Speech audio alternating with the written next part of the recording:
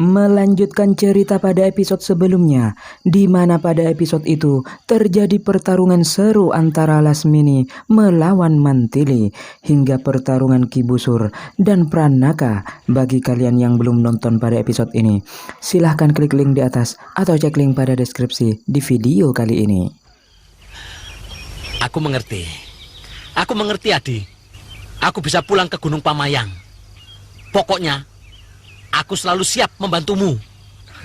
Kalau kedudukan Adi sudah mapan, Kakang Abilawa boleh datang ke rumah Adi kapanpun. Iya. Kalau Kakang tidak keberatan, kuda Kakang akan dipakai untuk membawa tawanan ini supaya lebih cepat sampai ke Madangkara. Oh, boleh. Aku bisa lari. Aku tahu jalan pintas hutan yang menuju ke Gunung Pamayang. Walaupun Abilawa menerima dengan sukarela, namun perlakuan Pranaka pada kakaknya itu terkesan seenaknya. Dan singkat cerita, Pranaka telah sampai di Madangkara dan menyerahkan Ki Busur di hadapan Prabu Brahma Kumbara. Apa salah kami? Maka kau tega melakukan kejahatan pada rakyat kami. Dan apa salahku? Sampai kau tega mau meracuniku. Sebentar lagi negerimu akan hancur, Brahma. Anak cucu orang-orang yang kau basmi sedang menyusun kekuatan untuk menghancurkan kekuasaanmu. Bahkan mereka sudah menyusup di lingkungan Kedaton ini.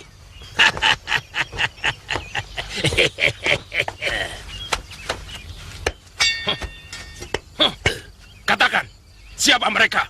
Hukumanmu akan ringan kalau kamu mau mengatakannya. Katakan! Hayo! Kau akan dihukum picis kalau tidak mau membantu kami. Bukannya bekerja sama, Ki Busur tetap keras kepala dan ia menggigit lidahnya sendiri hingga putus. Dengan begini, Brahma dan orang-orang Madangkara tidak bisa mengorek informasi apapun dari Ki Busur. Dan dengan jasa Pranaka, Sang Prabu memberinya rumah jabatan di dekat Kedaton Madangkara. Lalu scene berganti, terlihat Abilawa yang tengah dalam perjalanan pulang. Ia tanpa sengaja menemukan tempat baru persembunyian Karti dan kelompoknya. Abilawa yang mengetahui itu ingin secepatnya memberitahu Pranaka. Dan keesokan harinya terlihat rombongan pasukan Madangkara. Mereka mendatangi desa di mana Ki Busur ditangkap di desa itu, yang ternyata desa tersebut kini habis terbakar tak tersisa. Tidak ada korban, Gusti. Mungkin desa ini sengaja dibakar. Bisa jadi. Sebab kalau telah terjadi perampokan, pasti ada korban manusia. Berarti dugaan Dinas Senopati mendekati ketepatan. Desa ini dijadikan pusat kegiatan bekas pemberontak Kuntala dan anak keturunan mereka. Apa tindakan kita selanjutnya, Kanda Ringkin? Selidiki kemana mereka pindah. Berikan tugas pada semua bekal, akubu, dan lurah desa untuk membuat laporan warga yang masih keturunan orang Kuntala pemberontak. Hamba Gusti. Pasukan Madangkara yang tidak mendapatkan apa-apa, mereka pulang dan menyusun rencana kembali. Lalu keesokan harinya, wanita yang pada episode sebelumnya terlihat menguping pembicaraan para petinggi, ternyata dia adalah Dewi Rani, putri Panglima Ringkin. Dan diceritakan, Rani telah lama tertarik pada Pranaka, namun belum pernah ia nyatakan. Nimas sangat mencintaimu, Kakang.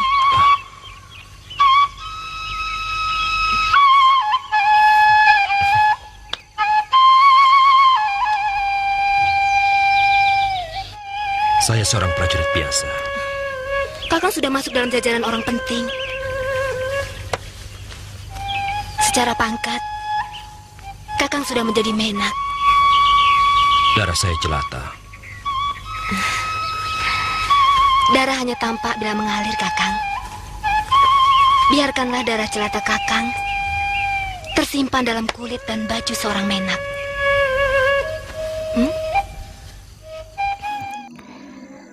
Pranaka yang sebelumnya adalah rakyat biasa, dia sempat tidak percaya diri saat Dewi Rani menyatakan perasaannya.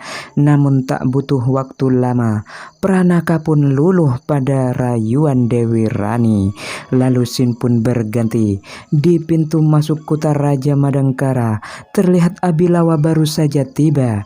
Dia dibuat takjub oleh pemandangan kota raja. Matanya berbinar, mulutnya tak henti-hentinya nyengir merasa takjub.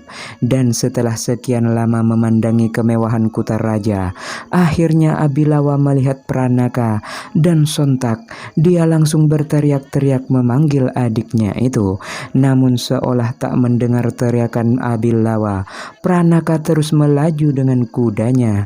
Dan setelah jauh, Pranaka memutuskan kembali sendirian tanpa teman-teman petingginya. Adi Pranaka! Adi Pranaka! Adi Pranaka! Kakang Abilawa? Saya kira kuping Adi sudah budek. Tidak mendengar suara Kakang yang teriak-teriak. Padahal kalau di Pamayang, kuping Adi tajam. Mungkin agak bising oleh suara orang-orang dan derap kaki kuda. Ada apa Kakang kemari? Kan sudah saya bilang, untuk sementara, Kakang jangan kemari dulu, sebelum Adi mempunyai kedudukan. Jangan marah dulu, Adi. Kalau tidak penting, Kakang tidak mungkin kemari. Ada berita apa? Cepat beritahu, karena saya sedang dinas. Beritanya juga soal Adi. Ikut saya. Ada apa, Kakang? Itu, orang-orang Jampang Kolot pindah ke tengah hutan. Waktu Kakang mau pulang menerabas hutan. Tahu-tahu, lihat rombongan orang lewat. Salah seorang dari mereka yang pernah kita tanya waktu di desa Jampang Kolot. Mereka pindah ke tengah hutan. Dan di tempat yang sangat tersembunyi itu, sudah banyak orang lain yang terdiri dari pemuda-pemuda lain. Mereka berlatih senjata, seperti mau ada perang. Wah, Kakang lapar. Kakang, saya sedang ada pertemuan penting dengan Gusti Panglima Ringkin. Jadi tak bisa menemani Kakang. Ini buat beli makanan. Di sini banyak sekali penjual makanan. Adi sampai malam? Mungkin. Dan lagi, saya masih tinggal di asrama. Tidak boleh orang luar tidur di asrama. Jadi... Tidak apa-apa. Kakang bisa tidur di mana saja. Kalau Adi tidak perlu tenaga Kakang sebagai penunjuk jalan, Kakang juga bisa langsung pulang ke Pamayang. Oh ya, besok pagi Akang tunggu saya di gerbang masuk kota, sebelah selatan. Maaf Kakang, terpaksa saya tinggal. Saya tidak bisa menjamu Kakang lebih dari ini. Karena terus terang, saya belum siap menerima Kakang dalam keadaan saya masih begini. Tidak usah dirisaukan, Adi. Kakang tidak pernah minta diistimewakan. Yang penting Adi berhasil menjadi orang besar. Itu saja. Kakang sudah bahagia. Benar kata guru, Kakang tidak bisa betah tinggal di kota. Baiklah Kakang. Saya minta maaf kalau sikap saya menyakitkan hati Kakang. Saya tinggal dulu. Silahkan. Kakang juga mau beli cendol sama daging bakar. Pranaka benar-benar tak punya hati. Dia mengaku belum mempunyai rumah, padahal kini dia telah menempati rumah dinas yang sangat megah. Lalu Rangin yang menguping pembicaraan, dia lekas melapor pada teman-temannya yang ada di Madangkara, dan mereka berniat untuk menghabisi Abilawa malam ini juga. Sedangkan di sisi lain, Pranaka melaporkan informasi yang didapat dari Abilawa itu kepada Panglima Ringkin, dan mereka juga bersepakat untuk menyerbu para pemberontak itu besok pagi. Dan singkat cerita, saat tengah malam terlihat Rangin dan para begundalnya. Mereka hendak ingin menghabisi Abilawa yang sedang tertidur di depan warung. Dengan kesaktiannya, Abilawa menyadari ada orang yang ingin mengganggunya, dan pertarungan pun terjadi. Dengan ilmu kanuragan yang sangat tinggi, tidak membutuhkan waktu lama bagi Abilawa untuk menumpas mereka semua. semua. Dan keesokan harinya, Pranaka beserta pasukan Madangkara menemui Abilawa di tempat yang sudah dijanjikan. Ini pembantu saya, Kakang Senopati. Dia yang tahu persembunyian orang-orang Jampang Kolot. Benar, Kisanak melihat mereka. Benar, Gusti. Kalau begitu, Kisanak ikut kami. Pamin, berikan kuda itu kepada orang ini.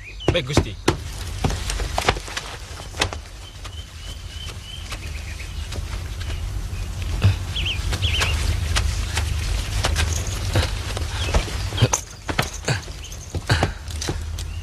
Gusti, sebaiknya kita bergerak cepat. Hamba takut mereka akan pindah lagi.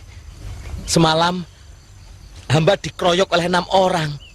Mungkin salah seorang dari mereka menguping pembicaraan hamba dengan Adi Pranaka kemarin siang.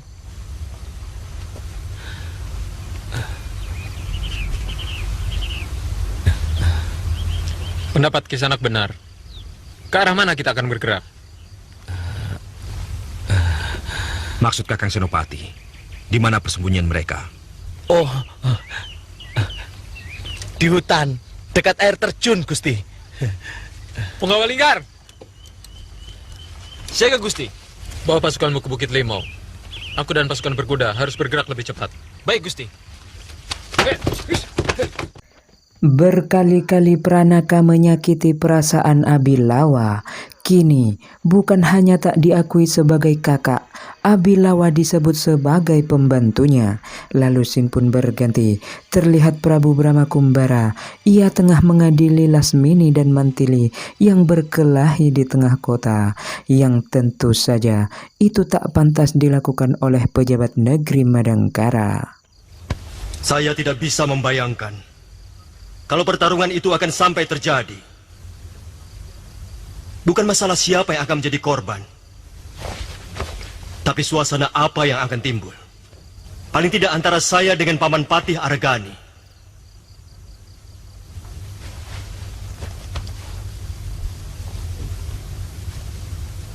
Mantili, adik saya sendiri, dan Lasmini, anak Paman Argani yang sudah saya anggap juga sebagai adik. Apa pantas sebuah persoalan kecil seperti itu harus diselesaikan dengan kekerasan? Maafkan hamba, Baginda Prabu. Bukannya hamba menganggap sepele persoalan ini. 2 kali hamba dihina. 2 kali hamba diusir dari negeri tumpah darah hamba sendiri. Hamba rela terusir dari negeri ini. Tapi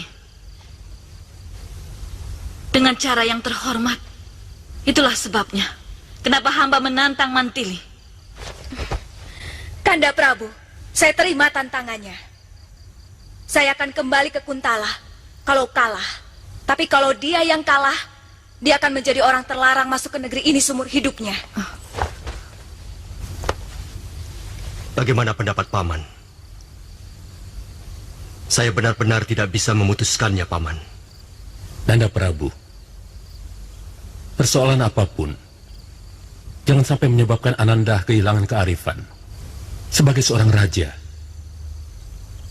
Nanda harus berani menetapkan keputusan, bagaimanapun pahitnya.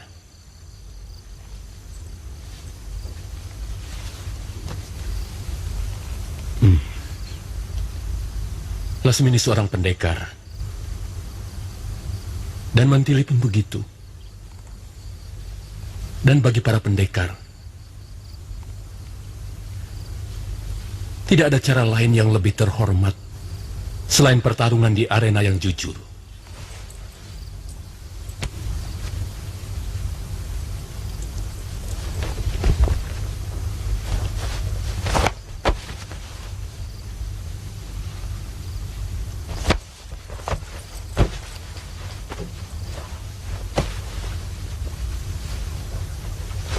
Dengarkan sabdaku.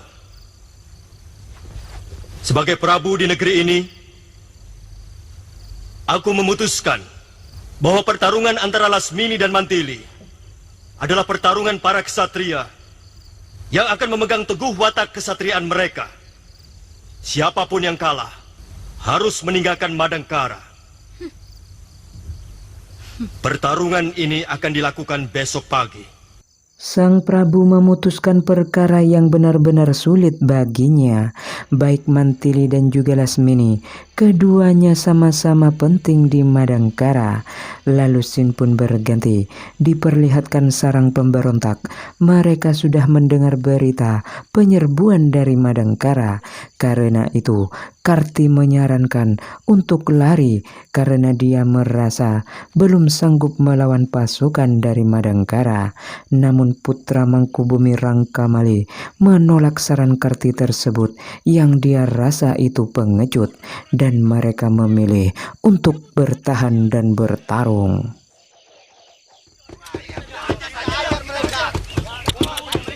Mana pasukannya, Di?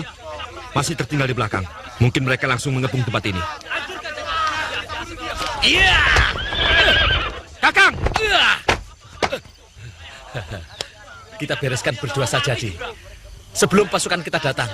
Ini kesempatan baik buat kamu. Gagasan bagus, Kakang. Mari. Ya.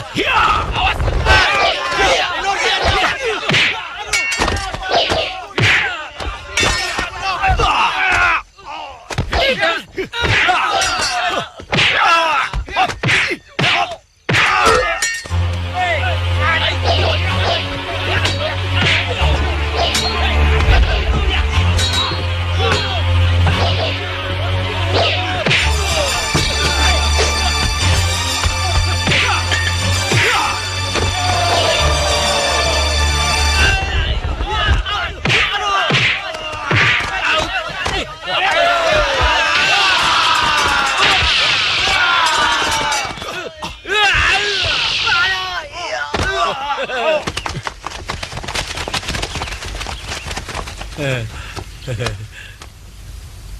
Maafkan kelancangan saya, Kakang Senopati.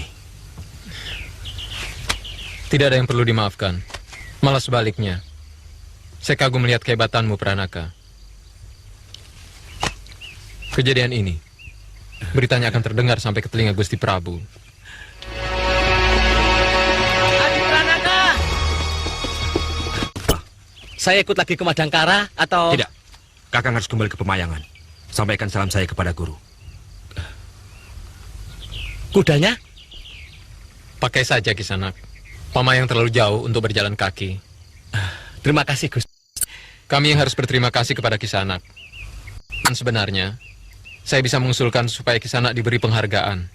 Dan kalau mau, Kisanak bisa diangkat sebagai prajurit utama. Terima kasih, Gusti.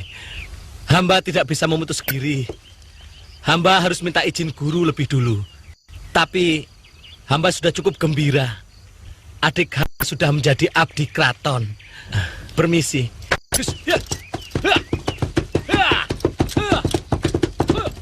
Sebenarnya, dia itu siapa, Pranaka? Bantumu atau kakakmu? Dia meladeni saya sejak kecil. Sehingga terbiasa dengan adik. Oh, Ayo, maju! Terungkap sudah, Pranaka takut tersaingi oleh kakak seperguruannya itu apabila Abilawa sampai mengabdi di Madangkara dan membongkar rahasia bahwa yang selama ini membantu Pranaka menghabisi musuh adalah Abilawa. Di sisi lain, terlihat pertarungan Mantili melawan Lasmini akan segera dimulai. Pertarungan itu disaksikan oleh segenap warga Madangkara.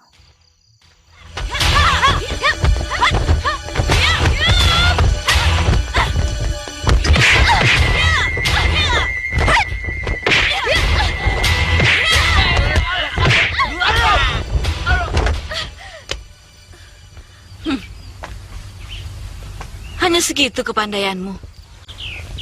Rupanya lebih tinggi sombongmu daripada ilmu kanuragan yang kamu miliki.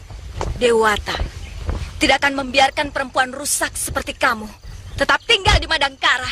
Jahanam! Hap! Hit! Hit! Ha! Hat! Hit! Ha! Hit! Hit! Hit! Hap! Hit! Hit! Hat! Hit! Hit! Hat! Hit! Hat! Hit! Hit! Hap! Hit! Hat! Ah! Ah!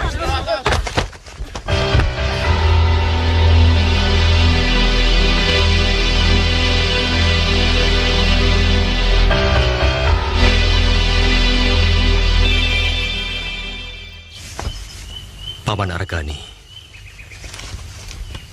berat rasanya saya memutuskannya. Saya kira saya tetap harus meminta pertimbangan Paman.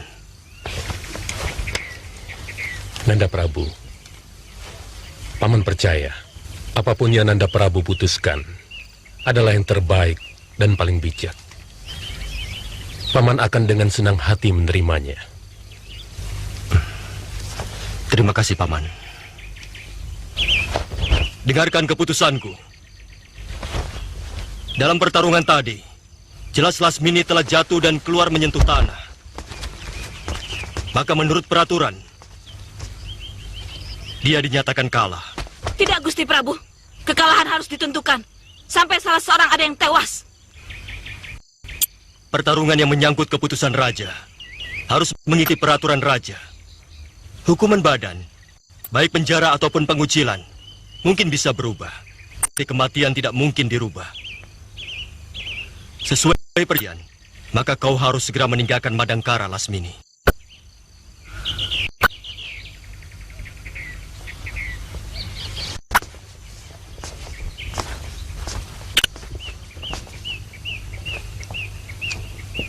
Sampai kapanpun, aku tidak bisa memaafkan kamu, Pilih. Pada kesempatan manapun, aku akan tetap menantang kamu sampai tuntas oleh kematian.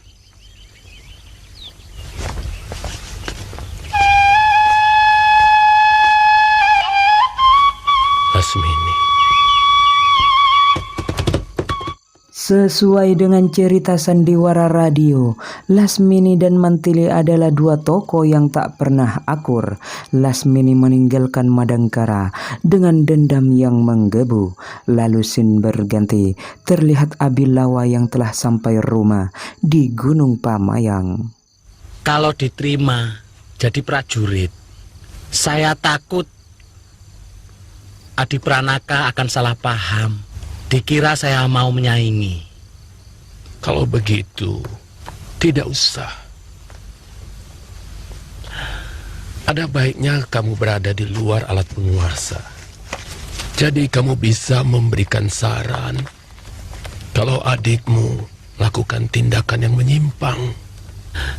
Kalau saran kita mau didengar, kalau tidak, kewajiban kita hanya memperingatkan. Terserah dia.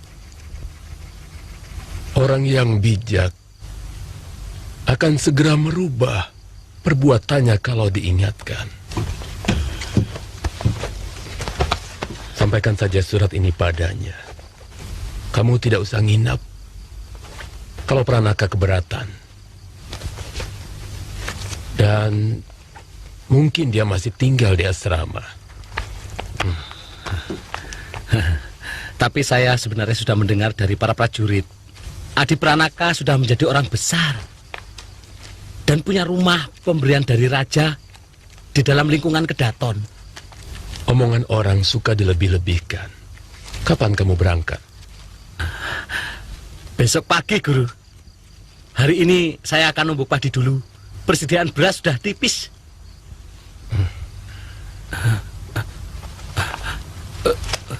Abilawa.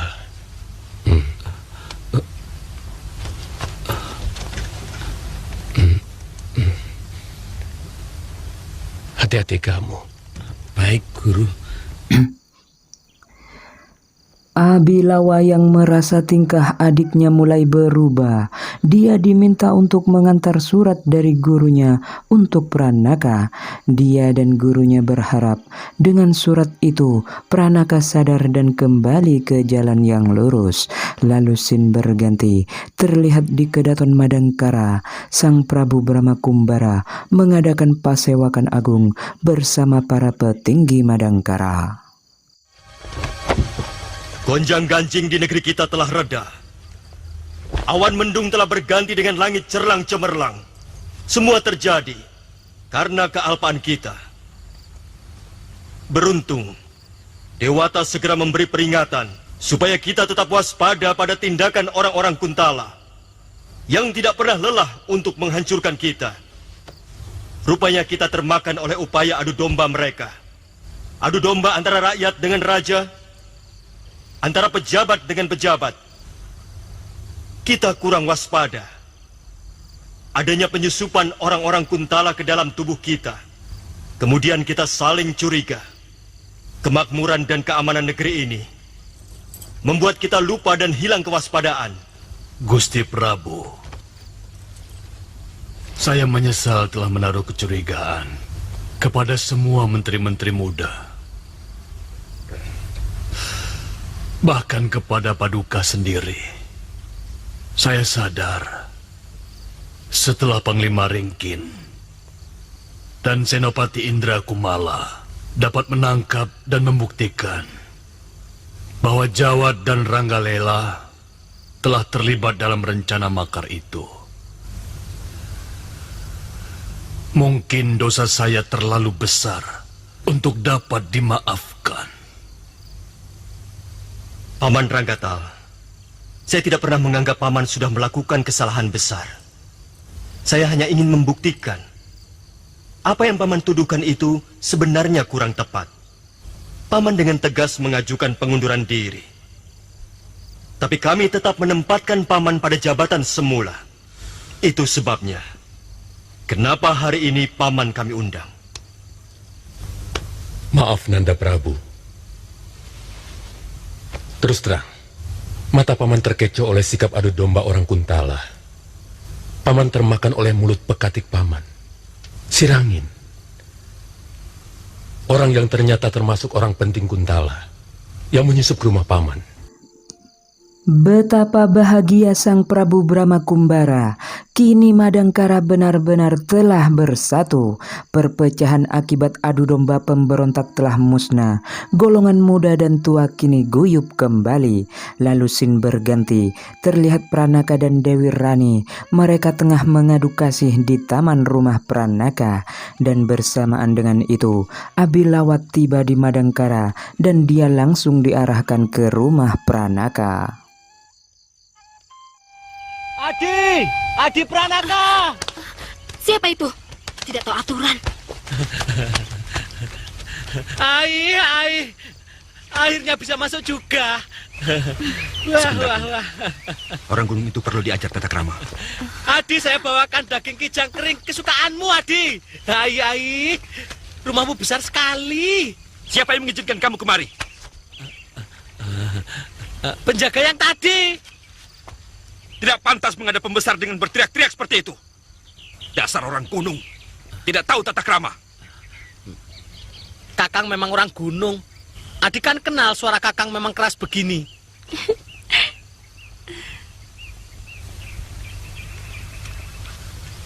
Jangan panggil Adi lagi padaku. Sekarang cepat pergi dari sini. Aku tidak mau melihat kamu ada di Madangkara. Tidak, Adi. Aku tidak mau. Mengapa kamu berubah menjadi begini? Pergi! Kalau tidak mau pergi, kau akan merasakan pukulan tapa mayaku. Jangan, Adi. Nanti kualat kalau kau menggunakan ajian itu untuk orang yang tidak bersalah. Cepat angkat kakimu. Sebelum kemarahanku tidak mampu kukendalikan lagi.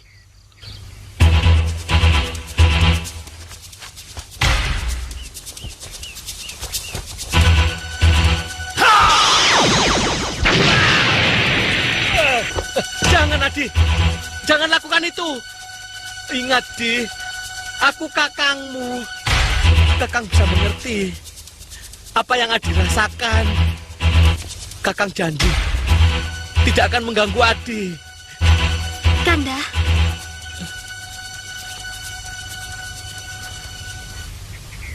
Benarkah dia kakakmu? Iya.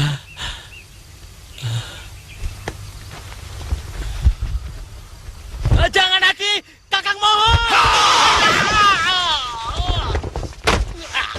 Kakang! Kakang Abilawa!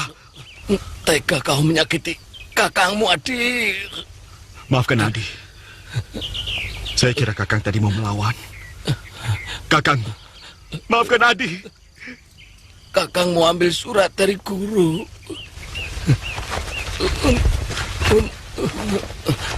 Untukmu. Kakang. Abilawa yang terkena ajian pamungkas Pranaka, ia tewas tanpa sempat ditolong. Kejadian itu membuat Pranaka sadar bahwa jabatan dan kemewahan telah merusak jiwanya. Lalu dia memutuskan untuk melepas semua pangkatnya dan kembali ke Gunung Pamayang dengan mengantar jenazah Abilawa.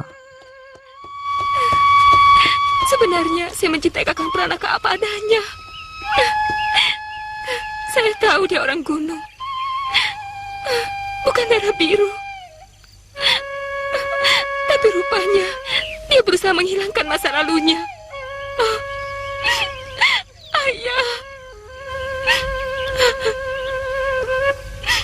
Dia selalu menolak mengakui Abilawa itu sebagai kakak kandungnya.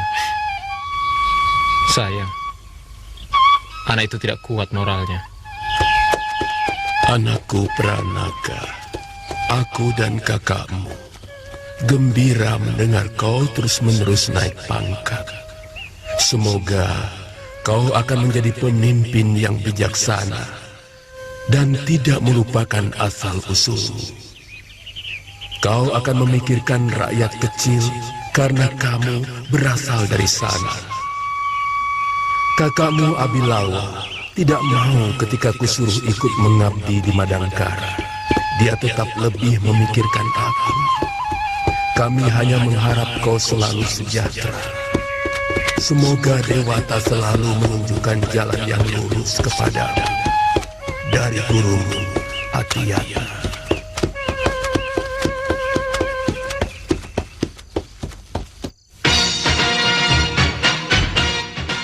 Nantikan terus kelanjutan cerita Singgasana Brahma Kumbara hanya di channel kesayangan kalian, Herman Studio. Jangan lupa like, share, dan juga subscribe. Sampai jumpa di video selanjutnya. Salam Herman Studio.